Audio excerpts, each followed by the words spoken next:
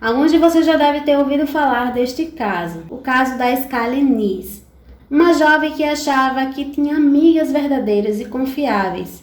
Até mesmo seus pais achavam isso, mas na verdade essas pessoas a traíram da pior maneira possível. Essa história está no diário marcado hoje por ser tão inacreditável desenrolar. Eram 3 adolescentes divertidas, inteligentes, bonitas e carinhosas. Quem poderia adivinhar o desenrolar dessa história entre 3 amigas tão próximas? Antes de continuar essa história, eu peço a você que é novo aqui no canal, para você se inscrever, para você deixar o seu gostei, para que esse vídeo possa crescer e também compartilhar com seus amigos, com seus conhecidos e ajudar esse canal que é tão novo no momento a crescer. Você pode também ativar o sino das notificações, assim você não vai perder nenhuma história, porque o YouTube vai notificar assim que um novo vídeo for postado. Como toda história tem um início, vamos começar falando sobre os pais da Scarlett, o David e a Mary. A Mary viu o David ainda jovem quando mesmo era DJ em algumas festas, mas o conheceu em uma situação bem difícil, que foi no dia em que ele foi assaltado, machucado e foi também deixado caído no chão. Mary leva David para o hospital e foi nesse momento que David conheceu a mulher da sua vida. Logo eles ficaram juntos e pouco depois nasce a Scarlett. David e Mary Neese deram as boas-vindas à sua única filha em 1996. Criaram a Scarlett em Star City, um pequeno subúrbio de Morgantown, Virgínia Ocidental, onde David trabalhava na Walmart e Mary num escritório médico. Ainda quando a Scarlett era pequena, com 4 anos, sua mãe Mary sofreu um grave acidente. O carro de Mary foi atingido por um caminhão, quando a mesma tinha acabado de deixar Scarlett na escola. Com o acidente de Mary, ela passou por 2 cirurgias, mas felizmente ela ficou bem e recebeu uma indenização depois, já que o caminhão foi o culpado do acidente. Para os pais, Scarlett foi a melhor coisa que aconteceu. Ela era filha única e seus pais faziam de tudo para que a filha tivesse uma vida feliz e se sentisse amada. Scarlett Nat Neese nasceu no dia 10 de fevereiro de 1996. Morava em uma pequena cidade no estado de West Virginia Ocidental, nos Estados Unidos, com seus pais. Com um lindo sorriso largo, grandes olhos azuis e cabelos escuros, assim como os da mãe, era assim que Scarlett era vista. Uma menina muito feliz, inteligente, que adorava estudar e ler muito. Segundo a mãe de Scarlett, ela sempre torceu pelo azarão, ela odiava bullying e ela sempre lembra a filha como uma pessoa muito amorosa. A Scarlett conheceu a Sheila quando tinha 8 anos de idade em um clube da região.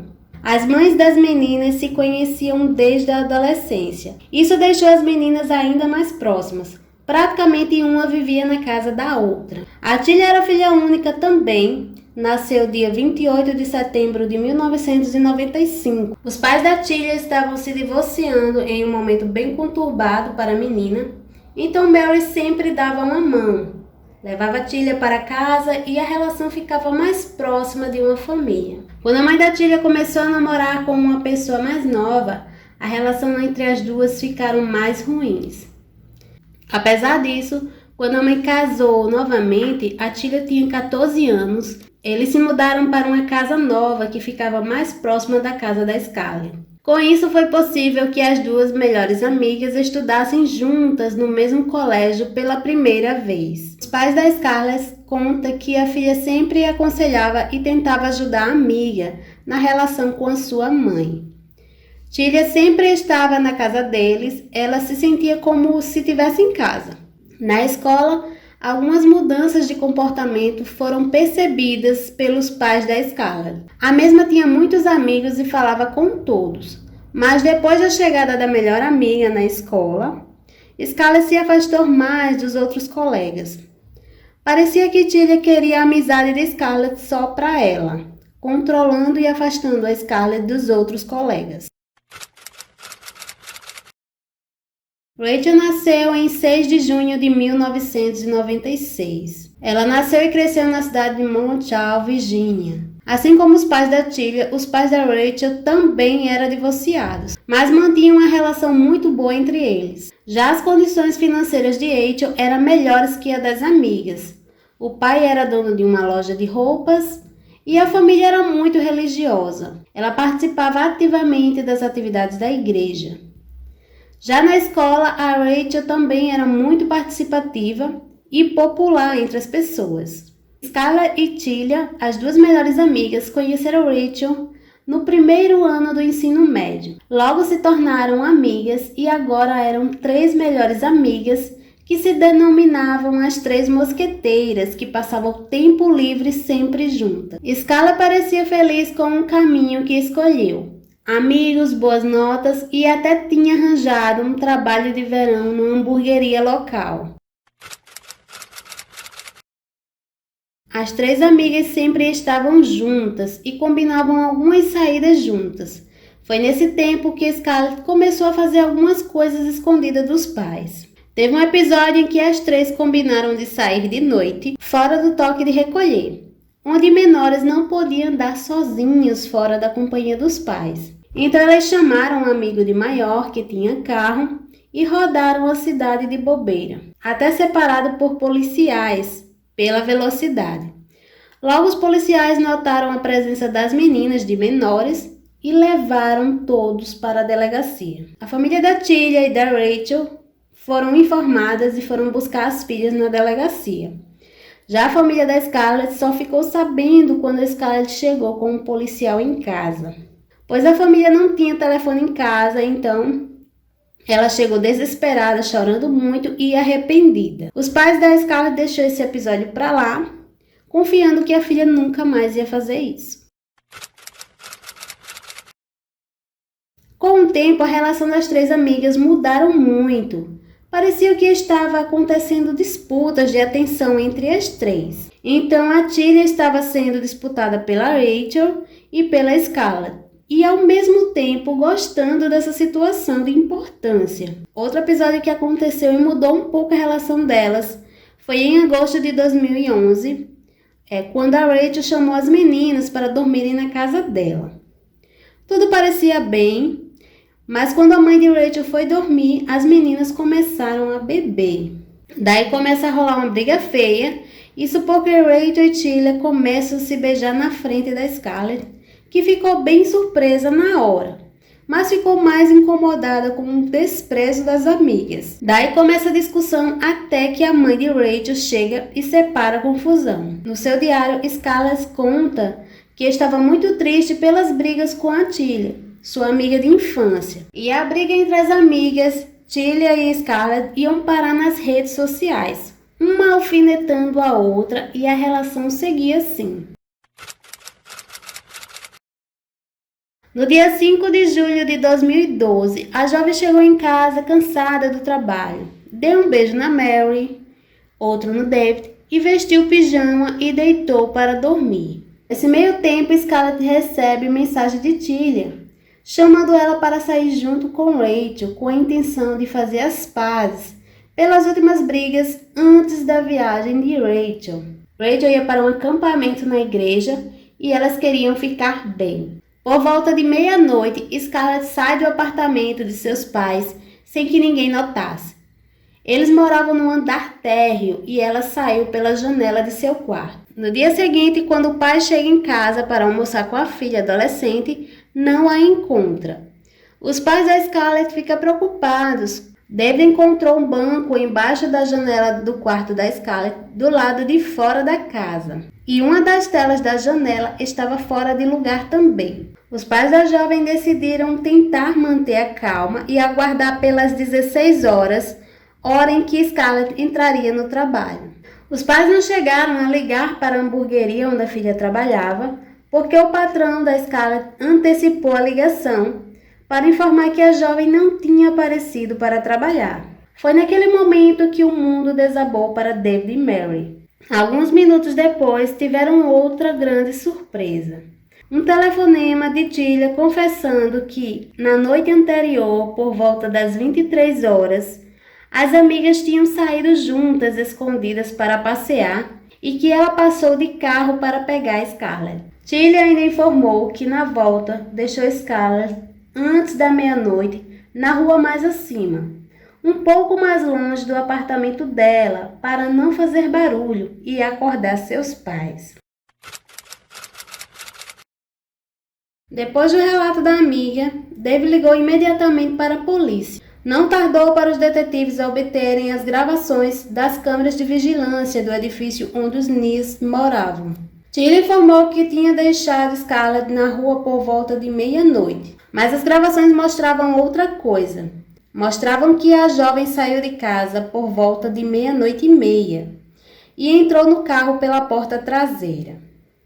Ou seja, as informações não batiam. Nas imagens não dava para perceber marca, modelo, matrícula ou cor do carro. Mary tinha uma teoria.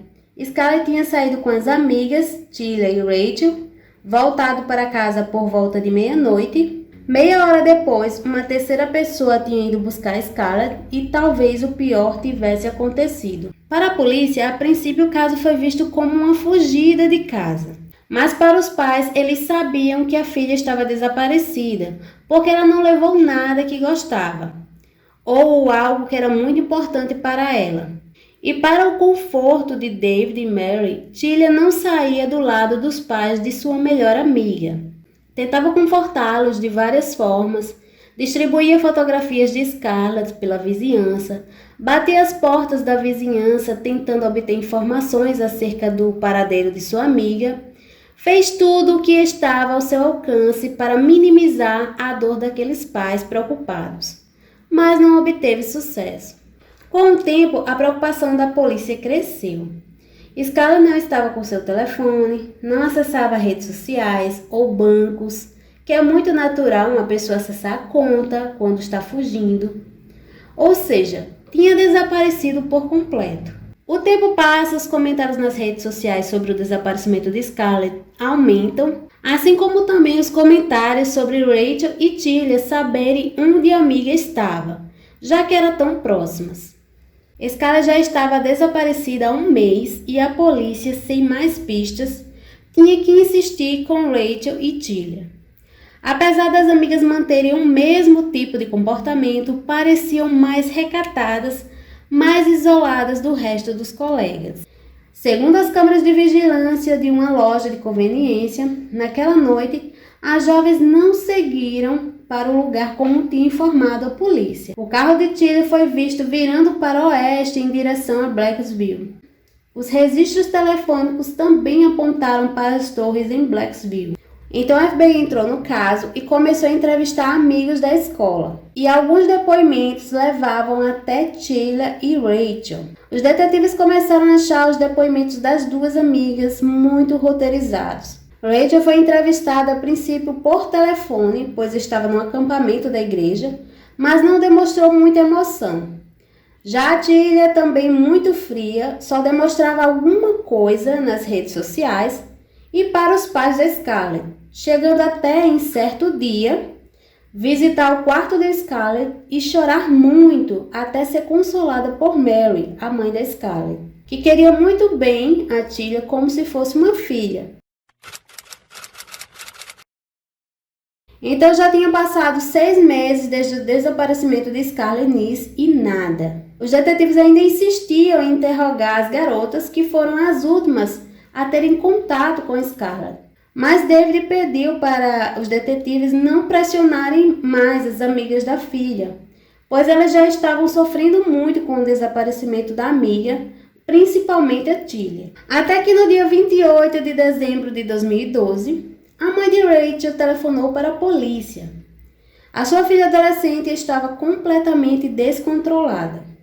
Gritava, batia nos seus pais, corria pela vizinhança e teve que ser internada no hospital psiquiátrico por alguns dias. E foi neste momento que, ao ser interrogada, Rachel quebrou o silêncio e veio a confissão.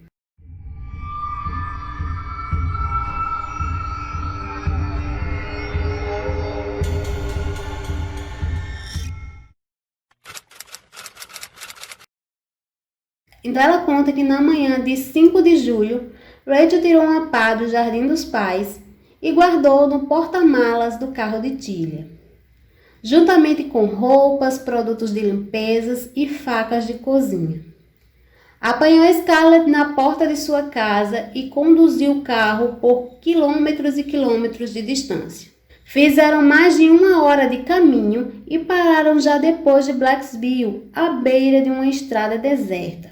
Foi quando Scarlett lembrou que esqueceu o isqueiro no carro. Quando Scarlett se levantou para voltar para o carro, Rachel sussurrou a Tillia aos 3. Tillia contou 1, 2, 3 e as duas adolescentes desferiram contra Scarlett golpes por trás. No total foram 50 golpes de facas. A jovem tentou se defender do ataque enquanto perguntava o porquê, mas Rachel e Tillia, sem um pingo de hesitação, continuaram desferindo os golpes sem motivo. Após a agressão, as duas jovens não conseguiram enterrar o corpo de Scarlett por conta do solo, que era muito duro da região para escavar. Levaram o corpo de Scarlett então para uma árvore, cobriram com terra e folhas. Em seguida mudaram de roupas, deixando as roupas ensanguentadas no porta-malas do carro e saíram de cena. Rachel confidenciou que queria se livrar de Scarlett antes de partir para o acampamento da igreja. E quando indagada o porquê, não soube explicar, dizendo apenas que não gostava da jovem. Ainda confessou que as duas começaram a planejar o crime bem antes, em uma aula de ciências. No dia 16 de janeiro de 2013, a polícia encontra o corpo de Scarlett no local descrito por Rachel, em um local afastado da estrada, embaixo de uma árvore, coberto por galhos. Mas somente em março de 2013, a informação veio a público depois dos resultados que comprovavam que os restos mortais encontrados eram da Scarlett. Os detetives não prenderam Rachel de imediato. A confissão ficou em segredo. Apesar de terem uma confissão e os restos mortais de Scarlett Nys precisavam de provas da culpa de Tillia. Para isso, necessitavam da ajuda de Rachel. Então, eles começaram a gravar conversas entre as duas garotas, mas estas mantinham os assuntos bastante casuais, nunca se auto-incriminando. Então, só com o mandado de busca em mãos, apreenderam o carro de Tillia e encontraram sangue correspondente ao de Scarlett. Com as mentiras acerca dos acontecimentos daquela noite, a confissão de Rachel, o corpo encontrado e o DNA de Scarlett no carro de Tillia, a polícia tinha finalmente reunido o necessário para a detenção das duas garotas. No dia 1º de maio de 2013, Tillia foi presa em um estacionamento de um restaurante. Já Rachel se entregou em seguida. Devido à cooperação com a polícia, Rachel declarou-se culpada por homicídio em 2º grau e foi sentenciada a 30 anos de prisão, com possibilidade de liberdade condicional após 10 anos. Já Tillia declarou-se igualmente culpada, mas por homicídio em 1º grau. Foi sentenciada à prisão perpétua com possibilidade de liberdade condicional após 15 anos. Tillia não demonstrou nenhum remorso ou arrependimento, nem em relação à sentença, nem em relação aos pais da vítima que estavam lá. Logo eles que em outrora a consideravam como uma filha também. Já Rachel fez um discurso se desculpando, dizendo que estava arrependida do que tinha feito e pedia perdão a todos, a Scarlett, aos pais, amigos e aos próprios pais. Apesar de presas, os detetives ainda não tinham motivação, que é algo muito importante para saber. A versão das meninas é que simplesmente não gostavam mais de Scarlett, mas isso não ficou convencido. Então, depois da confissão de Rachel, muitas declarações de alunos surgiram. Conversas de que Tillia e Rachel praticamente falavam em se livrar de Scarlett, mas eles levavam na brincadeira. Inclusive a própria Scarlett, quando ficou sabendo da conversa, também levou. Já em outra ocasião, em uma aula de biologia, o professor comenta também o interesse das meninas ao perguntarem como se livrar de um corpo, de maneira até desrespeitosa. Por esse motivo, as duas foram para a diretoria. Outro detalhe que foi muito importante foi o diário de Scarlett, que contava toda a dinâmica da relação das amigas, inclusive aquele dia da noite do pijama que Scarlett presencia o beijo de Rachel e Tilly. Então, para a polícia, o segredo que Scarlett tinha nas mãos em relação às meninas poderia ser o real motivo por trás da morte de Scarlett. Essa ideia batia justamente com as brigas nas redes sociais e ameaças de Scarlett dizendo que poderia contar tudo às pessoas. Foram muitos os sinais de alertas e de ameaças que Scarlett sofreu, mas ninguém imaginou que eram reais. E pior, vindo das melhores amigas da adolescente.